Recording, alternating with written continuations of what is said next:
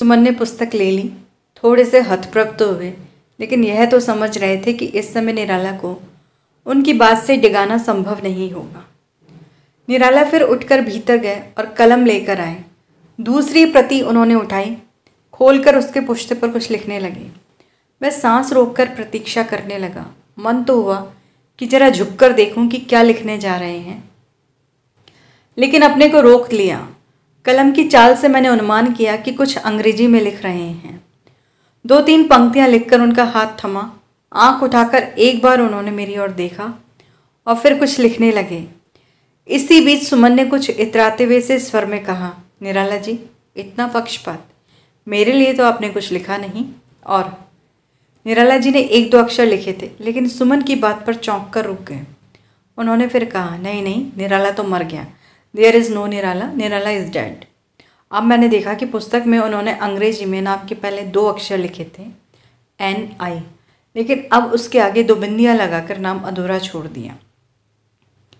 नीचे एक लकीर खींची और उसके नीचे तारीख डाली, 18 मई 1951, और पुस्तक मेरी ओर बढ़ा दी। पुस्तक मैंने ले ली। तत्काल खोलकर पढ़ा नहीं कि उन्होंने क्या लिखा है। निराला ने इसका अवसर भी तत्काल नहीं दिया। खड़े होते हुए बोले, तुम लोगों के लिए कुछ लाता हूँ।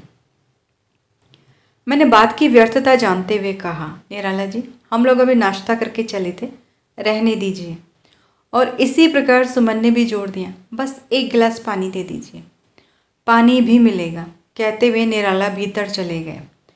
हम दोनों ने अर्थ भरी दृष्टि से एक दूसरे की ओर देखा। मैंने दबे स्वर में कहा, इसीलिए कहता था कि सवेरे जल्दी चलो। फिर मैंने जल्दी से पुस्तक खोलकर देखा कि निराला जी ने क्या लिखा था। कृतकृत्य होकर मैंने पुस्तक फुर्ती से बंद की तो सुमन ने उतावली से कहा, देखें देखें। मैंने निर्णयात्मक ढंग से पुस्तक घुटने के नीचे दबा ली, दिखाई नहीं। घर पहुंचकर भी देखने का काफ़ी समय रहेगा। इस बीच निराला एक बड़ी बाटी में कुछ ले आए और हम दोनों के बीच बाटी रखते हुए बोले, लो खाओ, मैं पानी लेकर आता हूँ। और फिर भीतर लौट गया। बाटी में कटहल की भुजिया थी। बाटी में ही सफाई से उसके 2 हिस्से कर दिए गए थे। निराला के लौटने तक हम दोनों रुके रहे। ये क्लेश हम दोनों के मन में था कि निराला जी अपने लिए जो भोजन बना रहे थे वह सारा का सारा उन्होंने हमारे सामने परोस दिया है और अब दिन भर भूखे रहेंगे। लेकिन मैं यह भी जानता था कि हमारा कुछ भी कहना व्यर्थ होगा। निराला का आतिथ्य ऐसा ही जालिम आतिथ्य है। सुमन ने कहा, निराला जी आप, हम क्या? निराला जी आप नहीं खाएंगे तो हम भी नहीं खाएंगे। निराला जी ने एक हाथ सुमन की गर्दन की ओर बढ़ाते हुए कहा, खाओगे कैसे नहीं, हम गर्दन पकड़कर खिलाएंगे। सुमन ने फिर भी हट करते हुए कहा, लेकिन निराला जी यह तो आपका भोजन था, अब आप क्या उपवास करेंगे? निराला ने स्थिर दृष्टि से सुमन की ओर देखते हुए कहा, तो भले आदमी, किसी से मिलने जाओ तो समय असमय का विचार भी तो करना होता है। और फिर थोड़ा घुड़क कर बोले, अब आए हो तो भुगतो। हम दोनों ने कटहल की वह भुजिया किसी तरह गले से नीचे उतारी। बहुत स्वादिष्ट बनी थी, लेकिन उस समय स्वाद का विचार करने की हालत हमारी नहीं थी। जब हम लोग बाहर निकलने तो सुमन ने खन्ने स्वर में कहा, भाई यह तो बड़ा अन्याय हो गया। मैंने कहा, इसीलिए मैं कल से कह रहा था कि सवेरे जल्दी चलना है, लेकिन आपको सिंगार पट्टी से और कोल्ड क्रीम से फुर्सत मिले तब तो। नाम सुमन रख लेने से क्या होता अगर सवेरे सवेरे सहज खिल भी ना सके।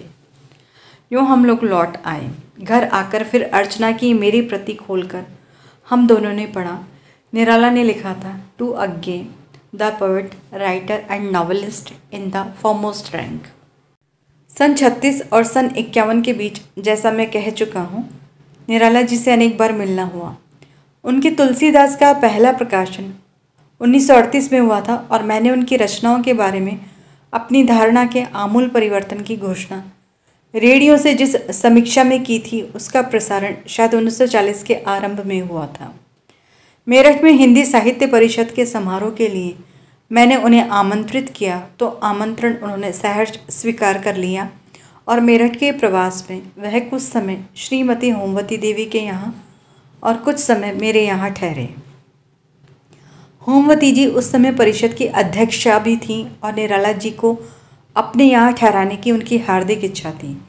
जिस बंगले में वह रहती थी उसके अलावा एक और बंगला उनके पास था जो उन दिनों आधा खाली था और निराला जी के वहीं ठहरने की व्यवस्था की गई। ये बंगला होमवती जी के आवास से सटा होकर भी अलग था, इसलिए सभी आश्वस्त थे कि अतिथि अथवा आतिथ्य को कोई असुविधा नहीं होगी।